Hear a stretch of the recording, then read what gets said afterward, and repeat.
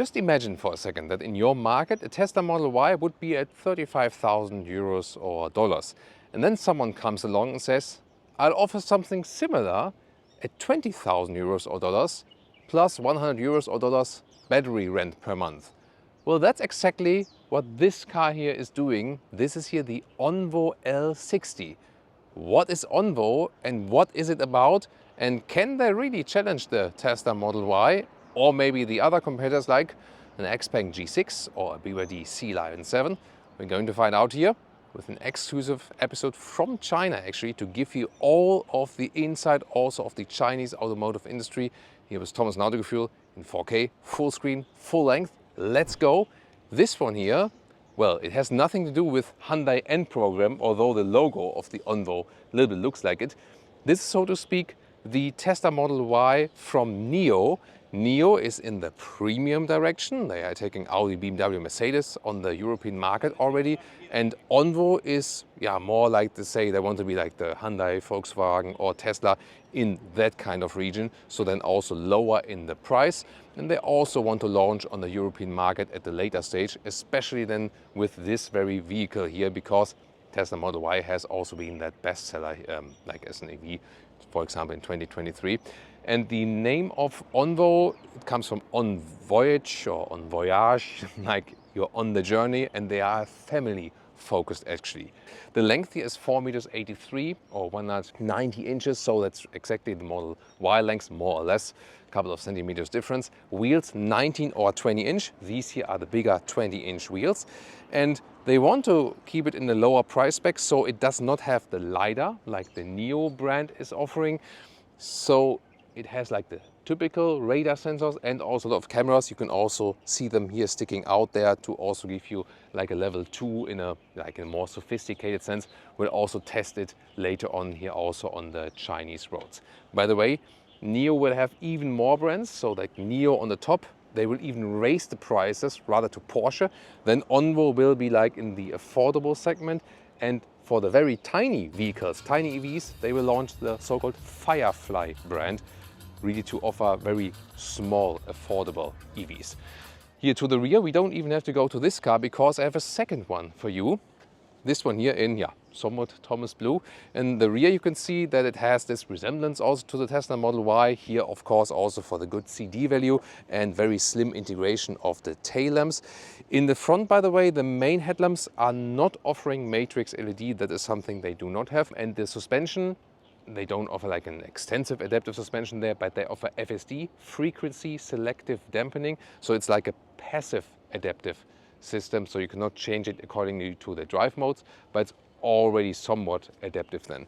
Battery size, you will have two different ones. You will have a 60 kWh LFP battery, it starts with that, and you can also go for 85 kWh NMC battery, and the charging times is 25 minutes or 20 minutes. So the NMC battery is charging quicker. The other one will be the entry-level battery, and of course like this LFP chemistry is a little bit better for the usual customer because you don't have to take so much care of the battery. Let's take it that way. So actually already good charging rates, but you can also use the NIO battery swap stations. They also recently launched a 4.0 version of that, where in about 4 minutes the whole battery is getting swapped.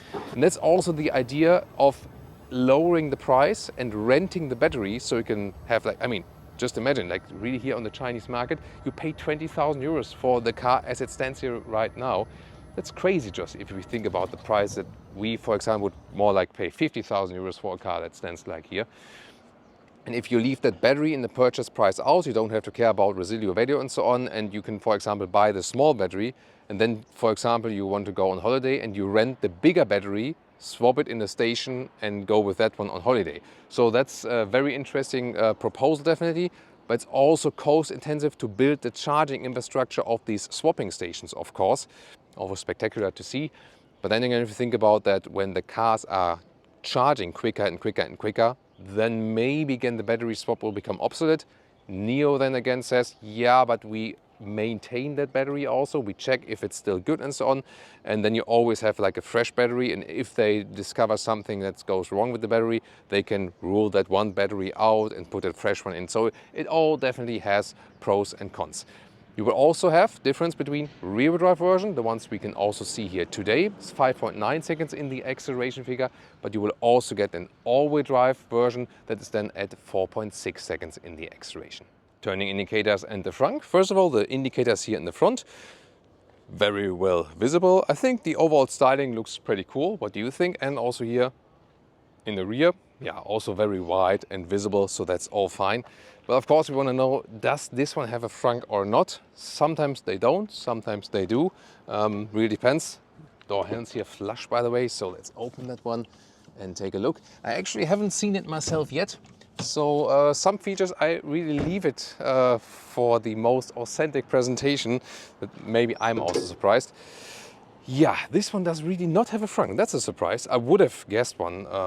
Here we can just open this part here, but that's just like, you know, the access then for the fluids, for example. Yeah, so really would have guessed that. Of course, they also use the space here, but having a frunk is usually definitely a nice thing. What do you think? Here, flush door handles, all integrated. And when you would have the smartphone in your hand, they automatically come towards you. When you open the vehicle, I don't have the smartphone account here yet. So when I put the keycard here at the B pillar, just right here, yeah, that's why I see it's also getting a lot of scratches already, probably because, I mean, this is like a folder, but probably people went with the card and go like, like this. Yeah, shouldn't do that. But usually you would have all integrated on the smartphone, like with the Tesla. And then we can see here, when I put it here, then the door handles here go out. There we go. And usually you just hold your hand in here also to open or close it again. Then they still, you've seen that here? So in the moment I grab in, it comes a little bit towards you. Like this, you know, like as an additional helper, and then the door closing sound. I mean, it's a frameless door, so it doesn't sound good. Nah, also not in the rear. So, yeah, I mean, it's very rare that frameless doors sound good. Some do manage it, for example, a Porsche Taycan. And what we can see here is that they use a dual lamination here in the front, and probably this will also then play a role when we drive the car outside from the noise insulation. Top body is somewhat soft already, and then here there's a leather red cover. This is the bright interior, nice galvanized window levers, also with clicking sound. This is the door opener, everything Model Y alike definitely. And here is some microfiber insert. The door pocket is quite spacious, but this is a rather hard pocket from the inside. Here, once again, bright steering with a dual tone scheme. That's actually a nice idea. Some rear buttons here also to control, for example, like volume or activate the level 2 systems. No digital instruments, however, a head-up display. And that could be an example also for Tesla. I'm okay with having no instruments as long as I have a good head-up display, for example. Then the seats. Here, once again, the bright styling. There is also a black seat available. You can choose that. And here, this is all, nice, yeah, this is an additional cushion here. Stamped in logo, yeah. Then soft microfiber cushion, and this is here a high-grade leather red, super plush indeed, very good quality. They call it Caretex, that's their own brand name for that. And the seating comfort is indeed really nice. You also have a user account, which then, for example, automatically sets the seat to your height and so on. You can also like change all the settings here for the seat. The only thing I realized is that even when I put the lumbar support all the way back, it still feels like a strong lumbar support. To me, that's not ideal. If you like lumbar support area anyway, then it's a very good seat for you. But still, you know, it's very soft here and plush still, so there's a good seating comfort here. And also another example that you don't need any animal material in the vehicle here to make it appeal premium. And this is a premium appeal, and I don't see like a gap to the Neo brand, although they are selling in higher prices, but of course they're sharing technology and also materials and stuff. So yeah, there's like, of course, something that speaks for the Onvo. Here, for example, also really nice from the decal materials and so on. These store columns, a little bit Mercedes-alike, but hey, you still have store columns here, for example, for the turning indicator and also for the gear selection. Here, in this case, when I put in the gear, like another user account is being accessed. That's why it's often tricky to do it as a car tester, but when you have your own user account, it will actually be fine. And there's, of course, more to discover here in the cockpit. But first of all, the last thing to show from here, headroom, like with 189, 602, a lot of headroom. Although from the outside, the car does not appear high at all. But from the inside, I mean, you sit relatively low to the ground. It's something that we also find in the rear seats very soon. It's astonishing how flat the bottom of the vehicle is. Interior here in the front, yeah, most obviously the 17-inch screen, really large. Yeah, it looks like Tesla, definitely. They also are inspired by that, no doubt about that. 3K resolution for this screen, by the way, and you see that the resolution is really, really nice, so also pretty responsive. Soon more details to that. Clean atmosphere, of course, all the main functions are in the screen. You also have a voice assistant that is close to Know Me from Neo, but you can give it like an individual name, and it doesn't have like this Know Me meme round ball eye stuff, so drawn back. I like that actually. Good materials also in here in the dashboard. You can also hear that here once again with this wooden-like atmosphere. No, nothing you can open here. This is all the way closed actually. And here for the passenger seat, you even have this comfort feature that you can just relax here and make it like a sleeping position, for example. Especially with these additional pillows, you can even extend that further. So yeah, once again, really good luxury features here in the front. I mean, using the bright materials here may not look that good over a while. This car needs to be cleaned probably. I think you can get that one. You can easily clean, like the red materials. But these materials, they darken out over a while. And I see an inductive charging pin. And what you cannot see, like back there, are also some ventilation holes. And maybe we can get. Not sure if you can hear it on camera, but I can hear the fan running there. Interesting. Then here there's also adaptive cup holders, also good build quality, and then split armrest with a lot of space underneath for all the clutter you want to hide. 2 USB-C chargers in there. 18 bottles fitted. 18 bottles of water, like small bottles of water. Yeah, that's astonishing, definitely. And yeah, the classic setups here, like with the screen that you control the climate unit here. And I mean, one thing I also don't like in the Tesla, for example, that you have to set up also the steering wheel, like here in the system, and not with separate column here or something. Then again, people say, yeah, I have it in my user account and it's automatically set to my size.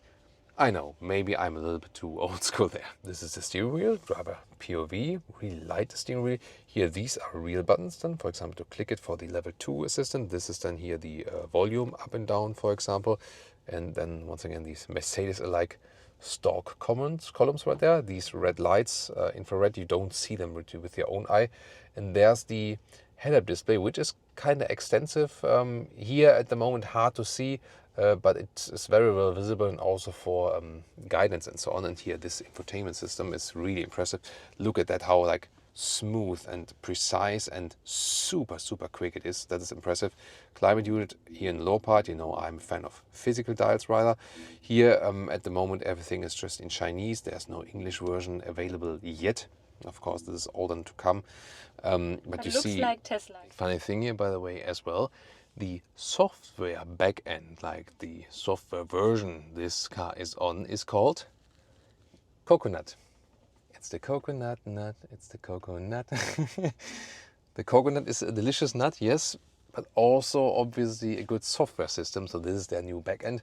And what are they also doing is taking the experience they have with the Neo brand. And I think the most interesting thing is that they told me that when you, for example, talk to the voice assistant, that in the Neo case was with Nomi, my dear friend, that they get this feedback also. So you, for example, talk with the voice assistant and ask like, hey, wouldn't it be cool to access the seat heating in the first level of the infotainment system, which is, for example, possible here, but maybe wasn't possible before.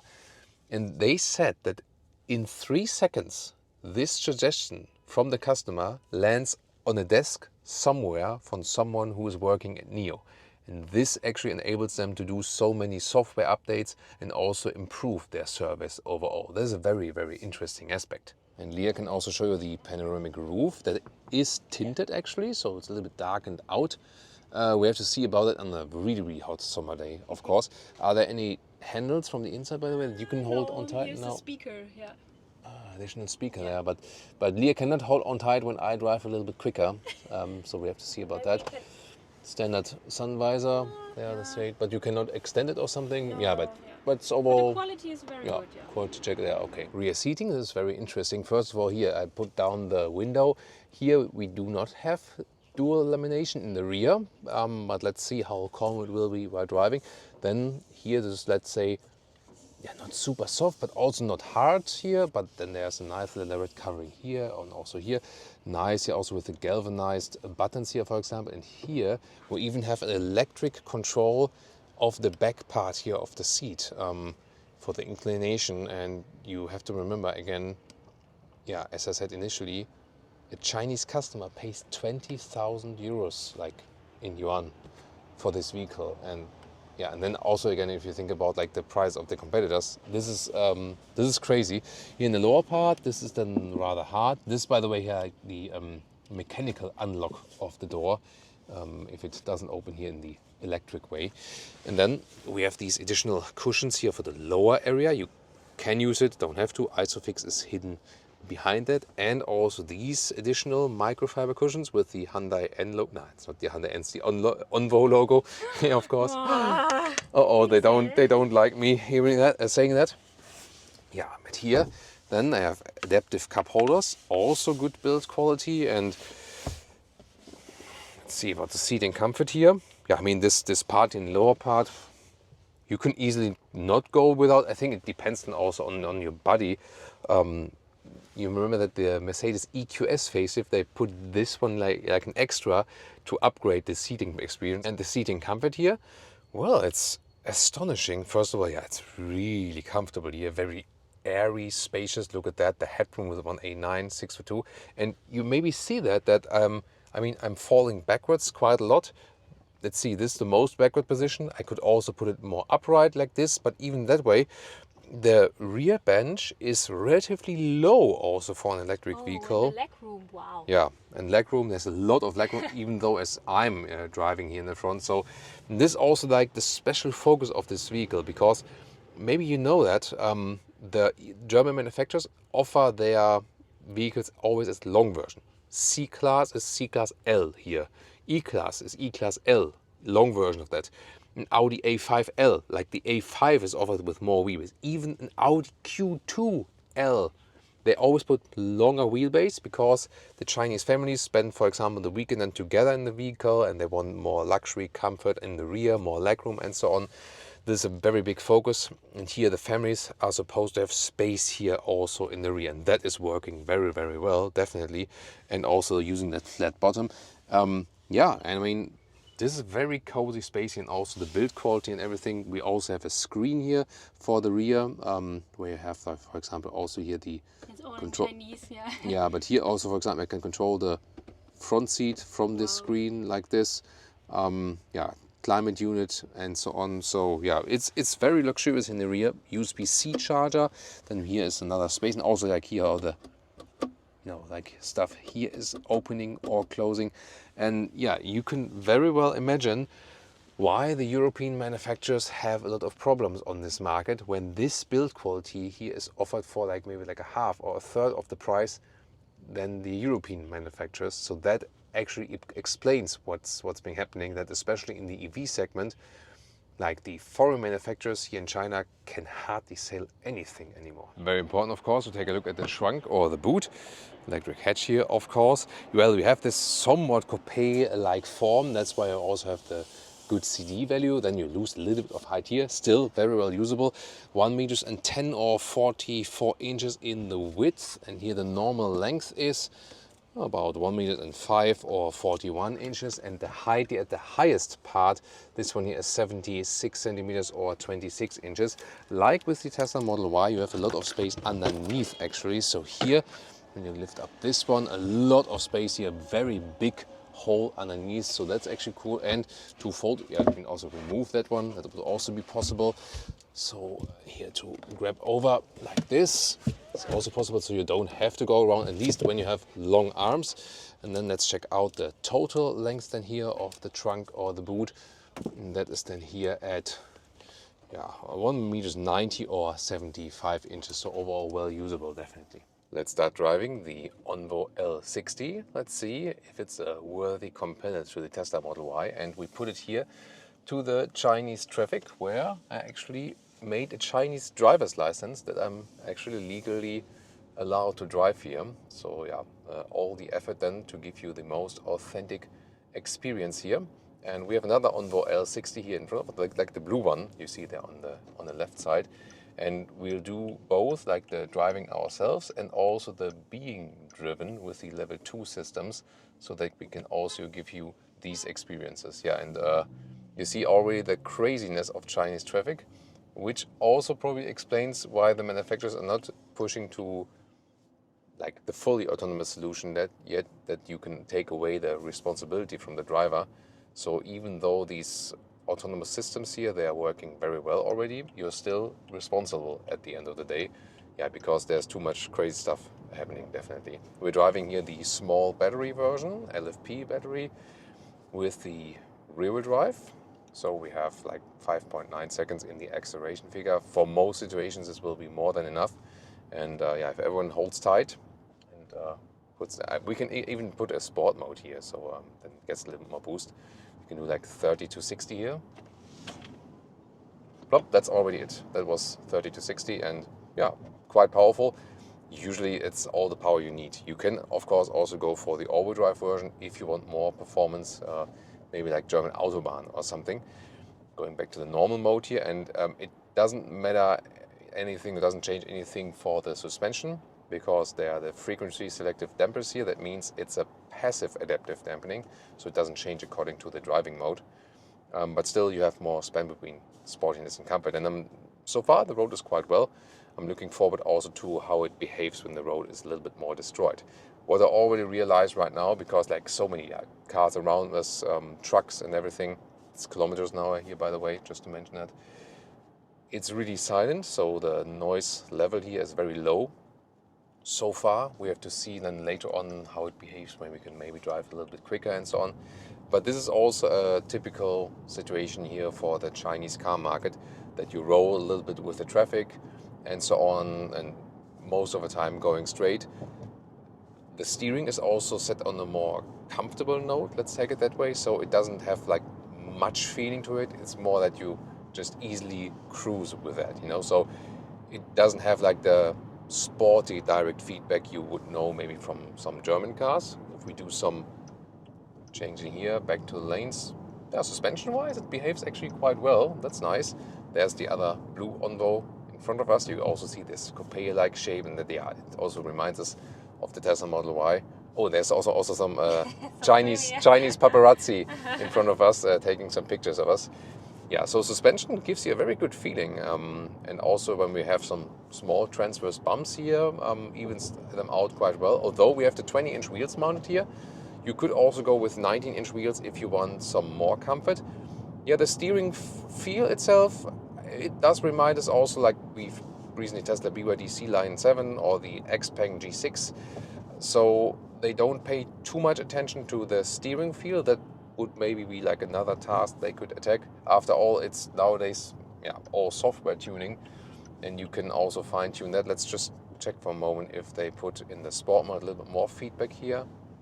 Here's sport mode, and then I switch back. Yeah. So here it's a little bit lighter, a little bit more feedback in the sport mode, but it doesn't change like the, let's say, slightly artificial gaming character of the steering wheel. So you don't need much force. Leah actually likes that, you know. So I always expect more like, you know, I need to turn the steering wheel and maybe like even feel the road, how the tires are set on the road. Leah rather prefers it that way, that she can like ease it around, you know, like this, and park it in and out very easily. So yeah. So that's maybe also then a matter of preference. Really, the most notable thing here is that it's really silent and it feels premium from the atmosphere here. Yesterday I've been driving the Neo ES6. It's also like EL6 in Europe. This is by the way interesting. You see like the flashing in the top. This is not everyone is like exceeding the speed limit. They're just taking photos, let's say like in advance, just to have the photos. Like, yeah, okay. And for traffic. Traffic control and everything. So for me, I always get like this strange gut feeling when I have the flashing light, because in Germany it would mean that you get a fine. You know, that's yeah, you have to get used to it, and then it's like, okay, yeah, someone's flashing, someone's taking a photo, and we just wave back basically. So here, very good behavior, very calm in the traffic light.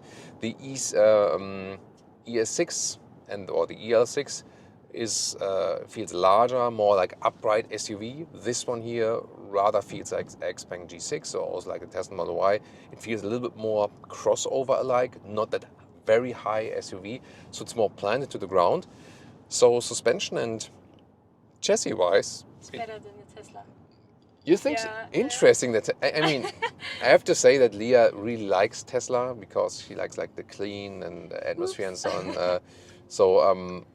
And I didn't even ask her for that. So that might be a problem for the Tesla Model Y if Leah says she prefers that. Here, by the way, blind spot monitor is very interesting. Shows me the camera image here in the screen, and you also hear that maybe. So it's really close. Have to pay attention, and they also give the vibration in the steering wheel. It's also an interesting approach. Seat. Feel you too? The vibration? The vibration in the Yeah. seat. Maybe it's Interesting. from Maybe. zero, yeah. You feel it? Yeah. Actually, that's interesting. It's maybe also on. Yeah, That's a nice idea, that's yeah. interesting. Yeah, I mean, for me, the vibration in the steering wheel is more notable for the driver. So yeah, I mean, blind spot monitoring is so important because so many accidents just happen exactly for that. Now, what I also want to test here, this level 2 plus autonomous driving system, I've activated, and what you see now, well, by law here in China, I have to keep my hands on the steering wheel. That's still mandatory. But now the car is doing everything, and I intentionally activated that here before. That's interesting. Scooter driving there. So I activated that intentionally before the corner because I went. Yeah, now the car is irritated by the scooter driver right next to us. So you can see, like, you have some situations where, like, wow, this is like done in a flawless way. Then you have other situations where you say, like, yeah, this is now interesting. Okay, like bicycle ghost rider. Yeah. Ooh, I mean, sometimes you think, so you have to, still be careful. And I'm looking out for these situations definitely. But astonishing. So it is from the capability. It's the same like Neo does, because it's like the same corporation. And the capability is basically level 4 autonomous driving. It can do everything, but since you're still responsible yourself, it's officially still called level 2, because with level 3, it's already that the car takes over the responsibility. The only car that does that at the moment is the Mercedes S-Class, up to a speed of 95. And it's like changing the lane now automatically. Yeah, because of Pointing. the navigation. Yeah. As I have a route set, it's also. Oh, now it's getting... That is a tricky traffic situation.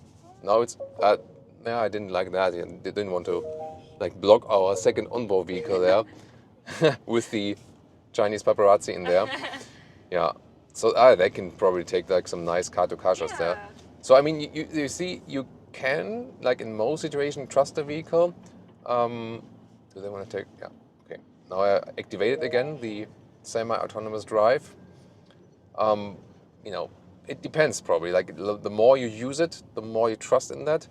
And they also collect the cloud data, and it's also something what I mentioned earlier, that they of course use that cloud data again, and also the feedback they get from users to improve these systems.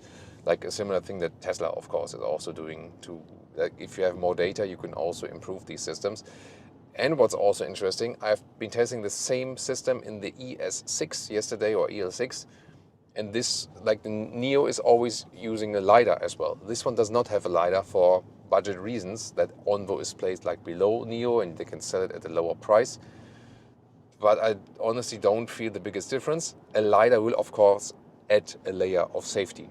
For most situations it will not be necessary, especially it always depends on the road condition, weather and so on. It's always better also to have a LiDAR, yes. But here most things can be done without. You know that the Tesla idea is doing everything with cameras, also for budget reasons, but also because Elon Musk says That's the way we do it, just on a lot of cloud data and so on. I'm more a fan of different sensors that you also have some redundancy in the system, basically. But here are really smooth on the motorway, and I'm still just holding on to the steering wheel, which is, by the way, nicely done, you know, like also from the size, from the material, you know, all animal-free materials here. It's comfortable from the seating position and so on.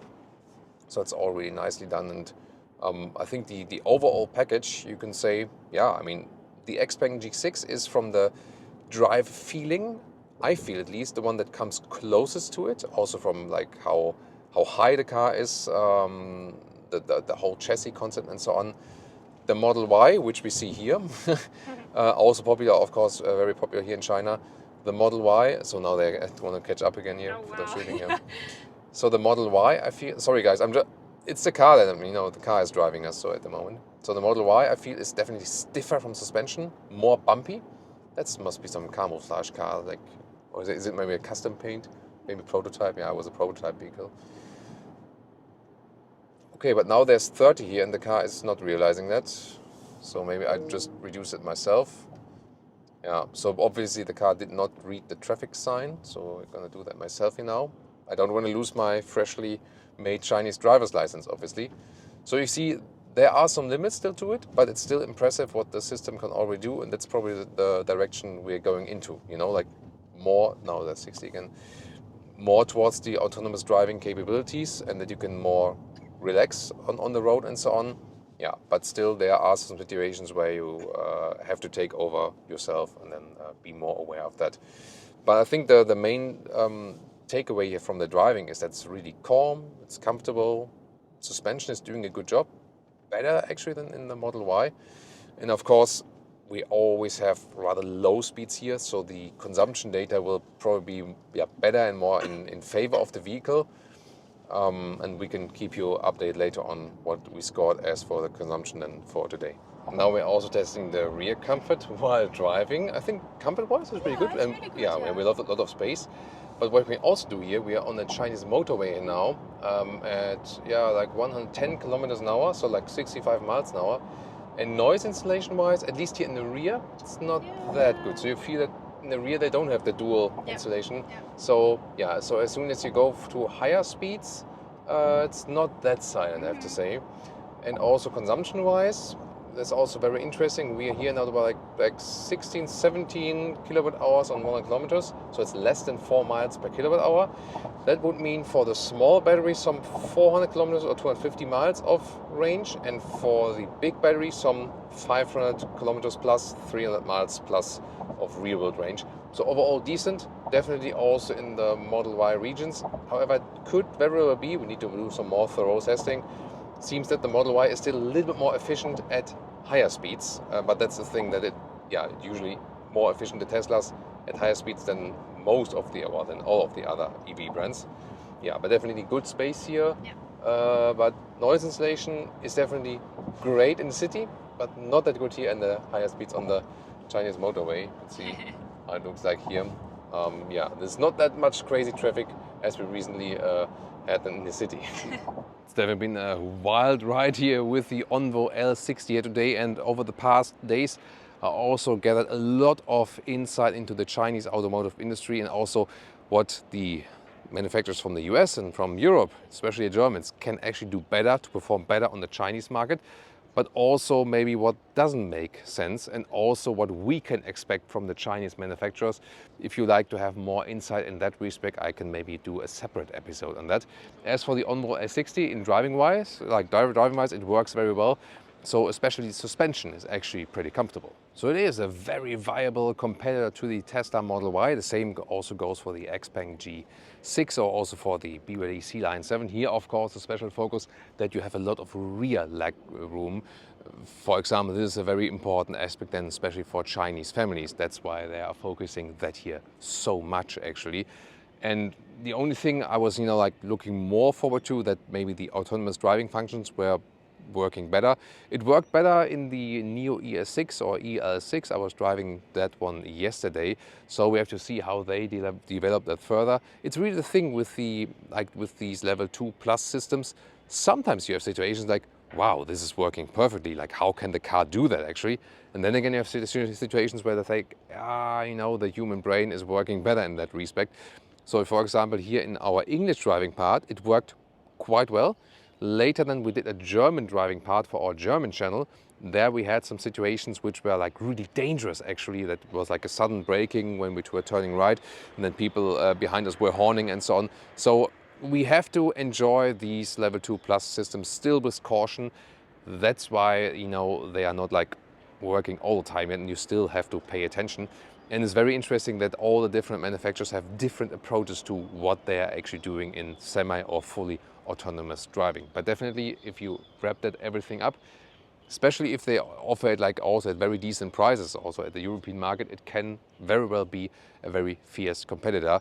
And you actually realize that here on the Chinese market, where especially all the EVs and their own brands are sold at way, way lower prices than the foreign competition, they don't need our cars anymore. That's the thing.